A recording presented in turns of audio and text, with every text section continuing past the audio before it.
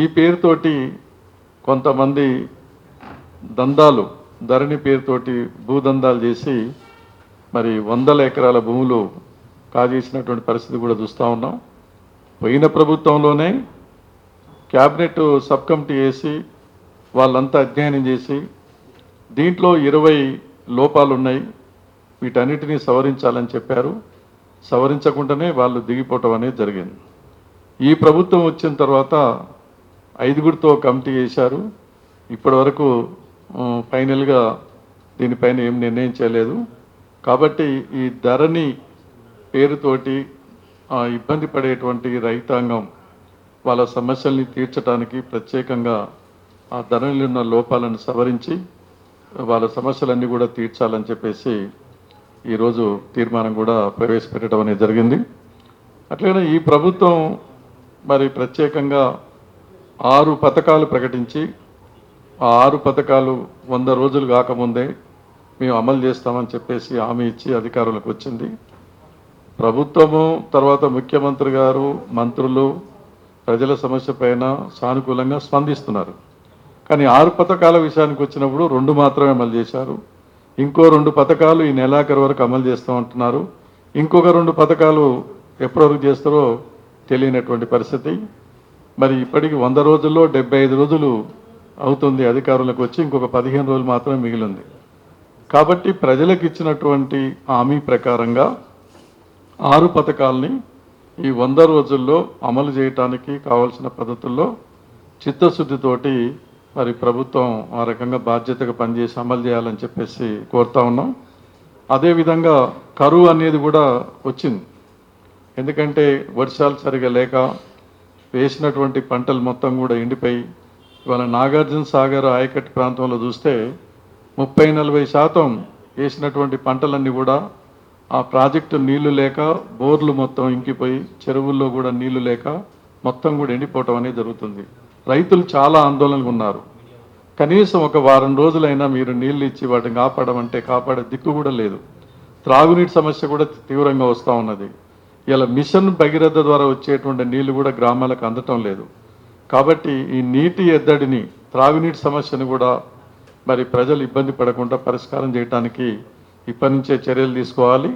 తర్వాత పంట నష్టపోయినటువంటి రైతాంగాన్ని కూడా మరి ఆ రకంగా ఆదుకోవటానికి అధికారుల బృందం వెళ్ళి పరిశీలించి వాళ్ళని ఆ రకంగా ఆదుకోవటానికి ప్రయత్నం చేయవలసినటువంటి అవసరం ఉంది అని మేము ఈ సమావేశంలో కూడా మేము చర్చించుకోవటం అనేది జరిగింది.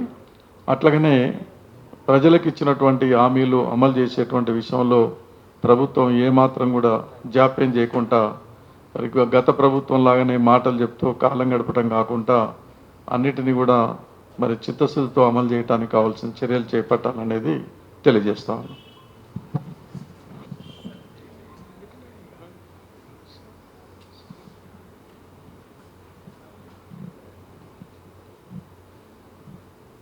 సరే, ఇప్పటి వరకు కేంద్ర కమిటీ సభ్యులు నాగయ్య గారు, అదేవిధంగా రాష్ట్ర కార్యదర్శి వర్గ సభ్యులు మాజీ ఎమ్మెల్యే జలకంఠ రంగారెడ్డి గారు చాలా విషయాలు చెప్పారు. ఈ సమావేశంలోనే మా సెక్రటేరియట్ సభ్యురాలు జ్యోతి గారు హాజరు కావటం, సెక్రటేరియట్ సభ్యులు వెస్లీ గారు హాజరు కావటం అనేది జరిగింది. నిన్న ఈరోజు సమావేశాల్లో ఇప్పుడు చెప్పినటువంటి అనేక ప్రజా సమస్యలు చర్చకు రావటం అనేది జరిగింది. సమస్యలన్నీ మీ దృష్టికి కూడా వచ్చినాయి. ఏదన్నా గతంలో ఉన్నటువంటి ప్రభుత్వం ప్రజలకు ఇచ్చినటువంటి వాగ్దానాలు సకాలంలో సక్రమంగా అమలు జరపకపోవటం, అప్రజాస్వామికంగా పరిపాలన కొనసాగించడం అనే కారణాల చేత గత ఎన్నికల్లో ఆ ప్రభుత్వం ఓటమి పాల్గొవటం అనేది జరిగింది. దానికి కారణం కాంగ్రెస్ పార్టీ అనేక రకాల వాగ్దానాలు చేసింది. వాగ్దానాలు 6 గ్యారంటీలు అంటున్నారు. 6లో అన్ని కలిపితే 40 సుమారు 6 ఉన్నాయి కీలకమైనవి. పేరుకు 6, కానీ అందులో కీలకమైనటువంటి అంశాలు చాలా ఉన్నాయి. ఇంకా అనేక రకాల సంఘాలకి రైతులకి, వృత్తులకి, సామాజిక తరగతులకి రకరకాల వాగ్దానాలు చేసినటువంటి ఉన్నాయి. కొన్ని వందల వాగ్దానాలు ఉన్నాయి. అందుకని చేసినటువంటి వాగ్దానాలన్నీ చిత్తశుద్ధిగా అమలు చేయాలని ప్రజలు కోరుకుంటున్నారు. ఎందుకంటే సమయం తక్కువ ఉంది. మేము 100 రోజులని చెప్పినాం, మాకు ఇంకా కొంత సమయం కావాలని అంటున్నారు. అదేవిధంగా ఖజానా ఖాళీ అని చెప్తున్నారు. ఏదున్నా ఖజానా ఖాళీ పేరుతో చేసినటువంటి వాగ్దానాలని అమలు చేయకుండా ఉండటం అది సరైంది కాదు. ఆ విధంగా చేస్తే ప్రజలు ఆగ్రహం తప్ప ఇంకోటి ఉండదు. అందుకని ప్రభుత్వం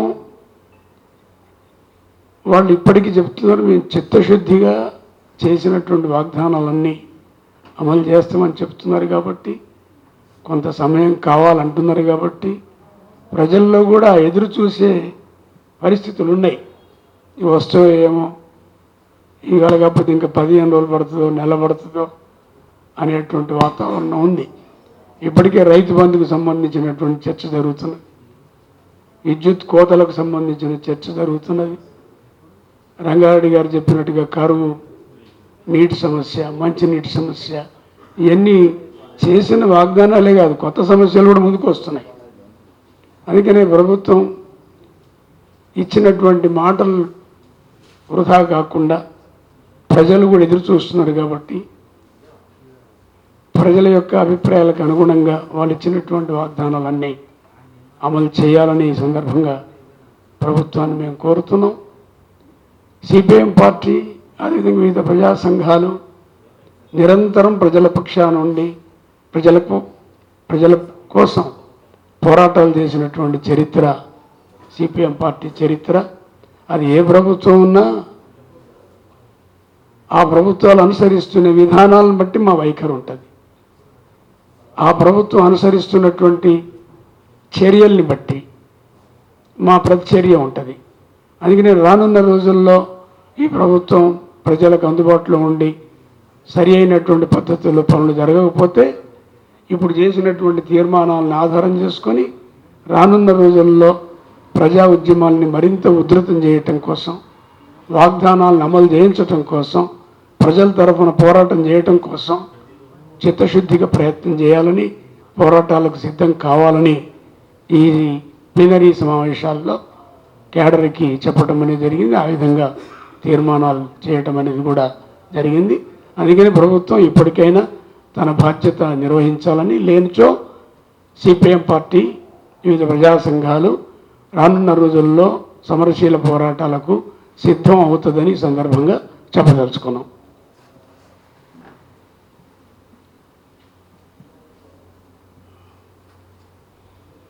అదేవిధంగా వస్తున్నటువంటి ఎన్నికలు ఉన్నాయి. కేంద్ర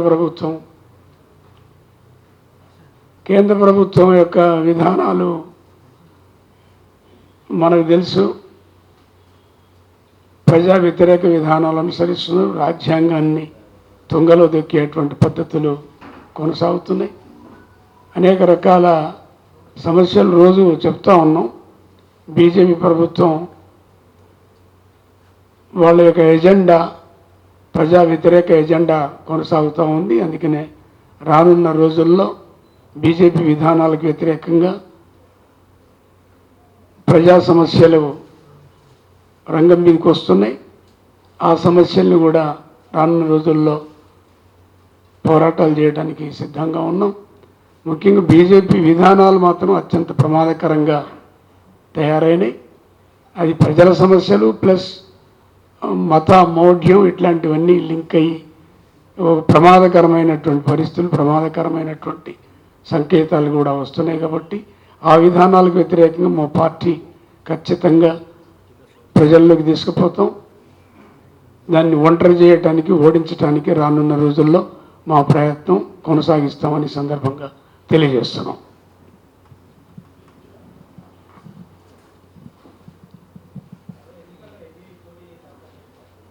అదంతా పార్టీ చర్చిస్తుంది. చర్చించినాక ఫైనల్గా మీ దృష్టికి తీసుకొస్తాం.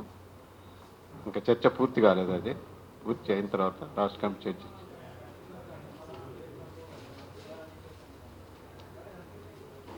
అంటే డేట్లు అనే దానికన్నా రేపటి నుంచే ప్రారంభమైంది. అంటే ఇప్పటికే జరుగుతున్నాయి అనేక పోరాటాలు. ఈ ప్రభుత్వానికి ఒక అవకాశం ఇస్తున్నాం. ఈ అవకాశాన్ని ప్రభుత్వం ముందు ఇవన్నీ కూడా మా రాష్ట్ర పార్టీ బృందం అంతా, రాష్ట్ర కార్యదర్శి జూలకంటి రంగారెడ్డి, సీతారాములు, ఇంకా మిగతా బృందం అంతా, జ్యోతి గారు, వీళ్ళంతా పోయి ముఖ్యమంత్రిని కలిశారు. ఇప్పుడు ఏదైతే తీర్మానాలు చేసినామో ఇవన్నీ కూడా ముఖ్యమంత్రి దృష్టికి తీసుకొచ్చారు. ఆయన 45 నిమిషాల సేపు సమయం ఇచ్చి వీటన్నిటిని కూడా పరిష్కారం చేస్తాం అని చెప్పేసి అన్నారు. కాబట్టి వారికి సమయం ఇచ్చాం కాబట్టి ఆ సమయంలో వాళ్ళు చేసే దాన్ని బట్టి ప్రతిచర్య ఉంటుంది. సమయం వాళ్ళు ఇస్తారు, టైం పెడతారా వాళ్ళు? మేము స్టడీ చేస్తున్నాం. ఎందుకంటే ఈ సమస్యలన్నింటి మీద చదువుతున్నాం. ఇప్పటికే ప్రాథమికంగా ప్రభుత్వానికి రాయబారాలు నడపటం, మెమరాండాలు ఇవ్వటం, ఈ కృషి కొనసాగుతుంది.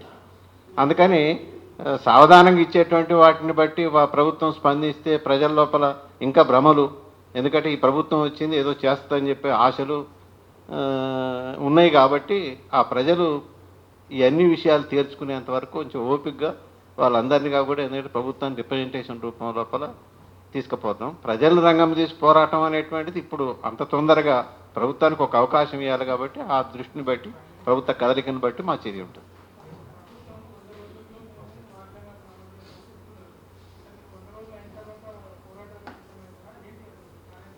సమస్యల ఆధారంగా పోరాటం స్టార్ట్ అవుతాయి. ఇప్పటికే చెప్తుంటే పోరాటం స్టార్ట్ అయినాయి. అంటే ఇవన్నీగా కూడా 100 రోజుల తర్వాత కూడా వారికి మేము 100 రోజులు అయిపోయినాయని గుర్తు చేస్తూనే విజ్ఞప్తులు చేస్తాం. విజ్ఞప్తుల్ని వాళ్ళు తిరస్కరించి వాళ్ళ పత్రాల పరిష్కారం చేయకపోతే పోరాటం తప్ప వేరే మార్గం లేదు. పోరాటం చేయాలా వద్దనేది ప్రభుత్వం నిర్ణయించుకోవాలి. మొదలు మమ్మల్ని చేయమంటుందా వద్దంటుందా, అది వాళ్ళ బాధ్యత తప్ప మా బాధ్యత కాదు. అది వాళ్ళ చర్యను బట్టి మా చర్య ఆధారపడి ఉంటుంది. అంతే తప్ప మేము ప్రజల కోసం నిరంతరం పనిచేసేటోళ్ళం. మాకు ఓట్లు, సీట్లు ప్రధానం కాదు. అది కీలకంగా మేము ఎంచుకునే మార్గం.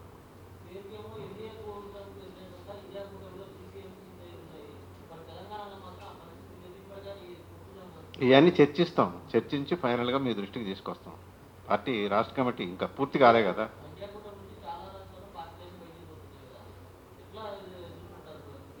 అది ఆల్ ఇండియా పార్టీ చెప్పుతాయి అన్ని విషయాలన్నీ. ఎందుకంటే మా రాష్ట్ర పరిధిలో మేము చర్చించి రాష్ట్రం వరకు మేము విషయాలు చెప్తాం. అదే సార్ ఇప్పుడు ఫైనలైజ్ అయితే ఇంకా ఈ సమావేశం పూర్తి కాదు కదా, అయినాక చెప్తాం. ప్రెస్ మీట్ ఉంటుంది. ఓకే, థ్యాంక్ యూ అండి.